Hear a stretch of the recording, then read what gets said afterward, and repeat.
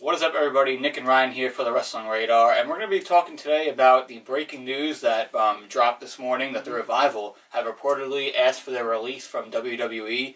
I don't think this comes as a shock to anybody. I think we've all been expecting this. This would happen eventually. I'm not really this soon, but I think we're all glad that's happening. Yeah, this should not come as a shock, as a surprise to anybody who knows or has been watching the Revival and has been watching the WWE product as of late. But Nick, them requesting their release is one thing. Will they actually be granted their release is another thing, though. I don't see Vince McMahon doing it. Similar to what he did with Neville. When Neville requested his release, he held Neville hostage until his contract ran out, so Neville sat home and sat out the rest of the contract. I could see the same thing happening with the Revival here, if indeed they did actually ask for their release, because they could be on Raw next week, you never know. But the biggest question is, when does their contract expire? Because we don't know.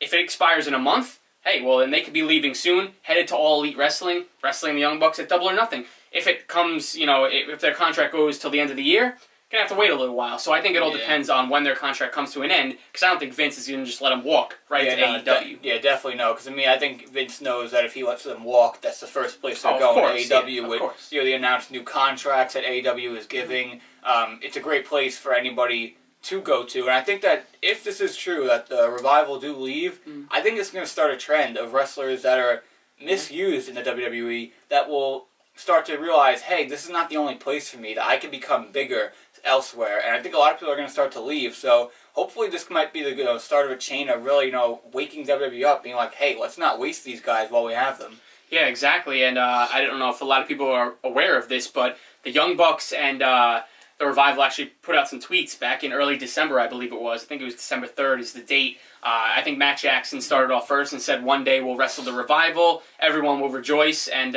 just remember this tweet. And then Dash Wilder tweeted the same exact thing and changed the Revival to the Young Bucks and said, one day we'll wrestle the Young Bucks and everyone will rejoice, and just remember this tweet. So, and that tweet is actually pinned right now to Dash Wilder's Twitter page, which is very shocking because, a wrestler under contract with WWE has something about the Young Bucks in their Twitter right now. It's not something you'd expect. It's very, very surprising. I noticed that this morning, too. Just adding some fuel to the fire there. I think this is true. It has to be. Yeah, we don't really know. Stuff like this wouldn't just come out randomly. Yeah. And also, too, going back to saying how long their contracts are, if their contracts expired next year, I don't think they'd be talking about this right now. Because I don't think they want to sit out and do nothing. I think if their contract expired next year, they would tough it out for the next year, get paid, be on TV, and do whatever. But if they know that, hey, they only got like a couple months left in their contracts, they want to bounce. Yeah, it's very likely. It really is. They know All Elite Wrestling is just getting announced, which, it's kind of funny that they asked for their release now that All Elite Wrestling's like a thing. If they asked for it beforehand,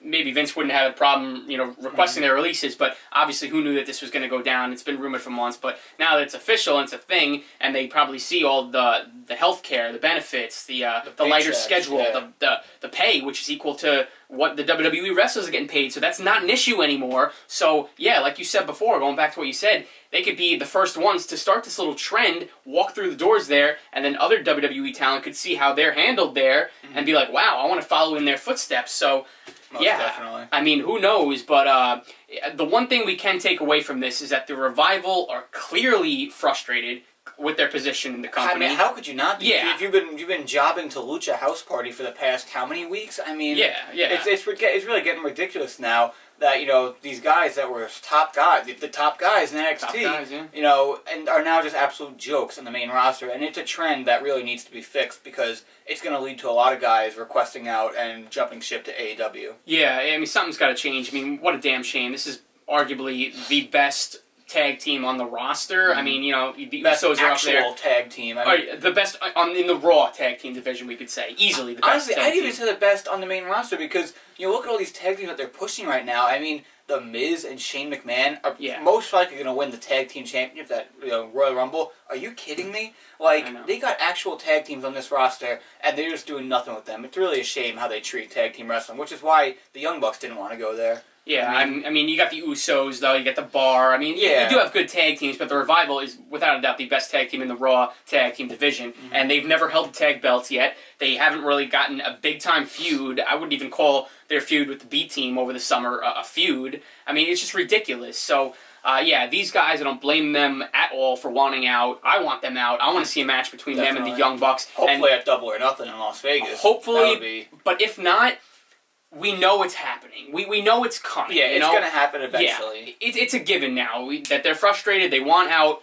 This is going to happen sooner rather than later. Double or Nothing may be too soon. Again, it all depends on their contract situation because even if they do get released, just say in a month when their contract is up, they have the 90-day no-compete clause. Yeah. So you got to keep that in mind as well. So biggest question is when their contracts are up and you know, how the WWE handles that. But I guess only time will tell, right? Yeah, definitely. You know, make sure you guys leave in the comments what you guys think of the whole situation. Do you want them to leave? Where do you want them to go? If not AEW, some matches you want to see them have, definitely leave that in the comments and we'll be replying to some of them. Yeah, and definitely, if you're not already, subscribe to our channel here on YouTube, The Wrestling Radar, and follow us on Instagram and Twitter at TheWrestlingRadar. Thank you guys for always supporting, and I hope you enjoyed this video. See you next time.